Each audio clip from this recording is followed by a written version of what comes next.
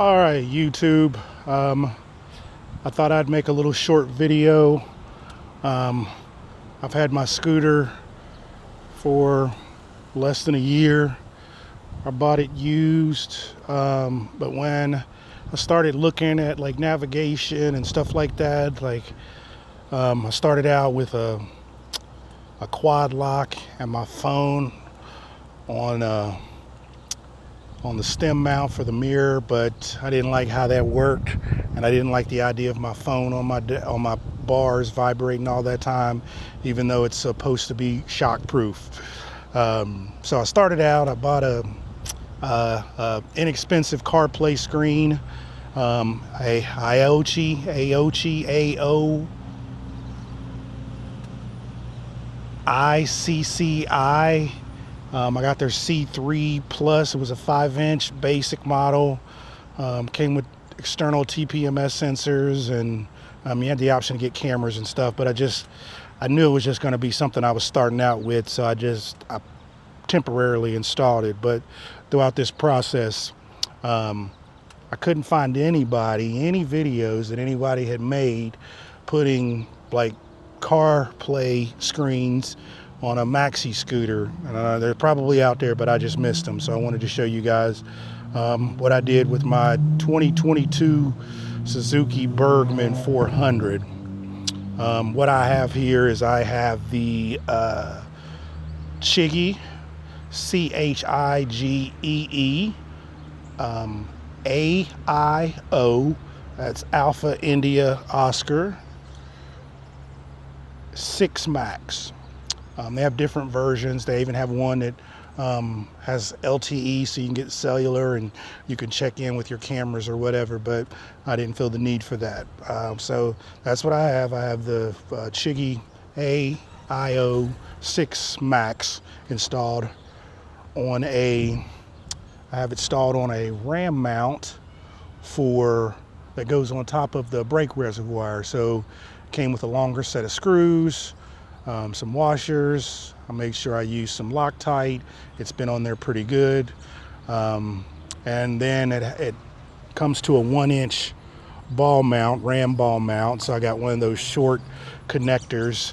And then there is a accessory you can get for the Aochi with a 1-inch ball mount on it. And that's what I'm using it to attach to the ram mount system here. So as you see, I've got the main control cable running down.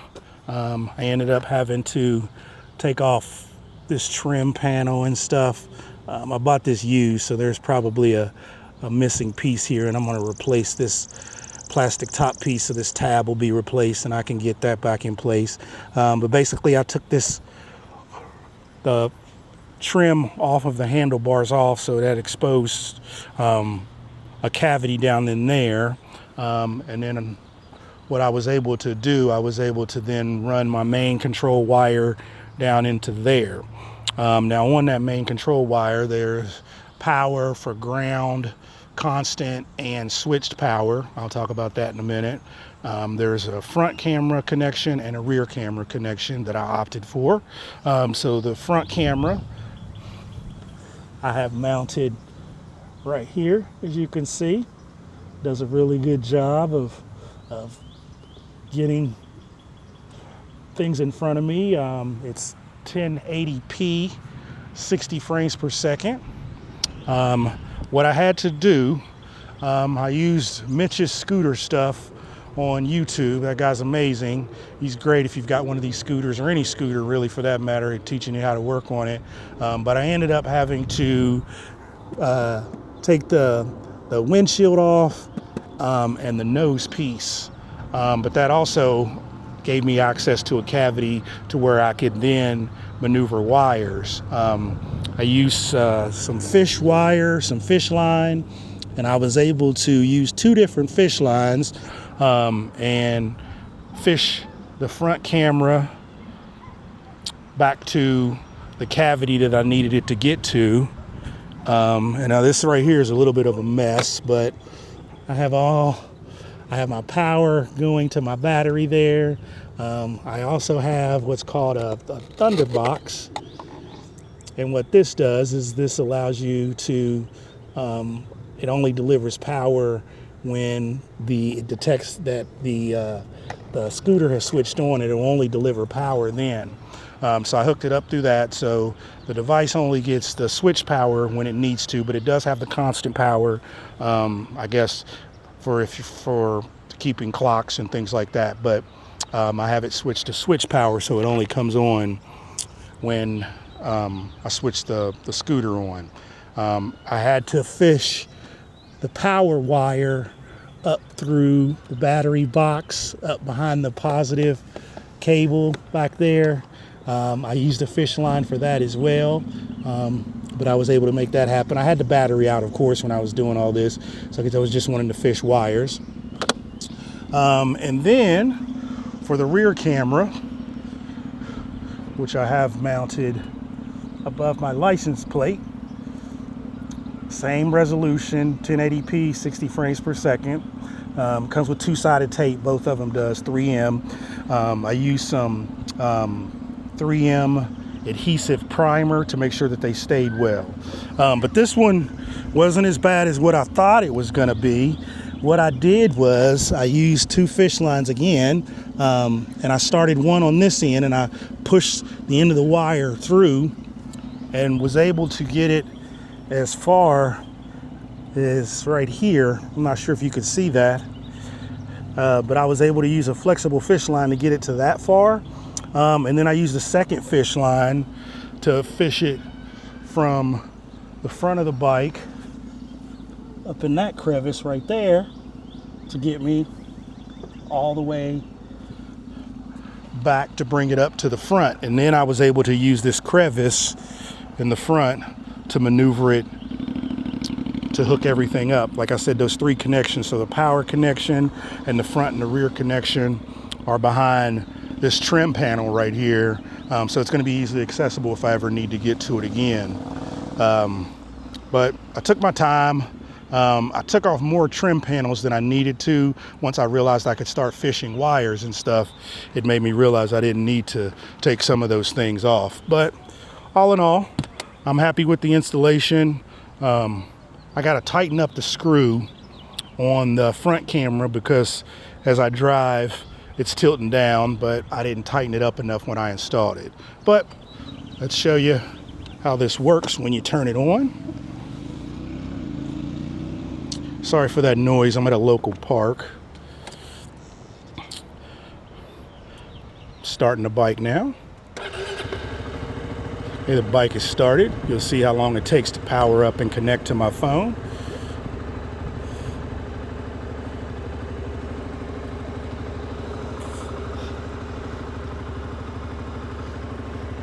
There's the splash screen.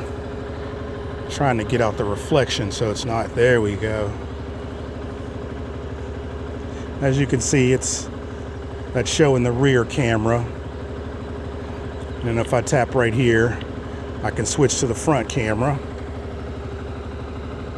And you got the picture-in-picture there. You got the TPMS sensors there telling you your temperature and your tire pressure.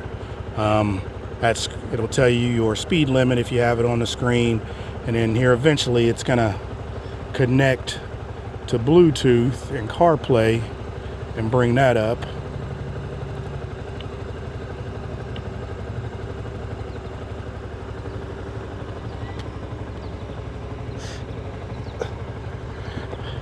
And there's your Waze map. You got all your stuff on here that you would want and normally have on your CarPlay screen. So, and then if you want to get back to there, you can see all your diagnostic information. It's even got multiple screens on here you can utilize. Let's see here. Yeah, there's another screen. It has more information on it.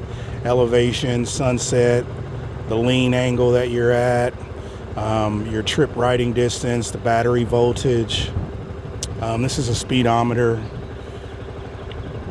And I think there's maybe one more screen. Yeah, not sure exactly what that is, but all in all, like I said, I'm pretty satisfied with it. If I had to do it all over again, I would definitely do it again. It's much more pricier than the AIO-6 system, but you get what you pay for. Oh, one last thing I did want to mention is that this one has a quick release mount on it. It also has a security screw that comes on the, you can get it comes the screwdriver, security screwdriver you can put on your keychain that prevents, there's a screw on the back of it that prevents you from being able to do the quick release mount. It's back here on the back of the unit. But basically, you want to take it off, you just press that button and there's a quick release.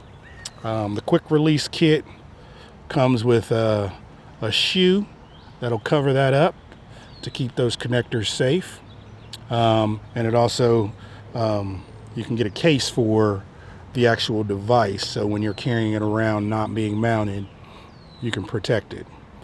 So again, this is the Chigee AIO-6 Max, installed on my 2022 Suzuki Burgman 400. Hope you all liked the video.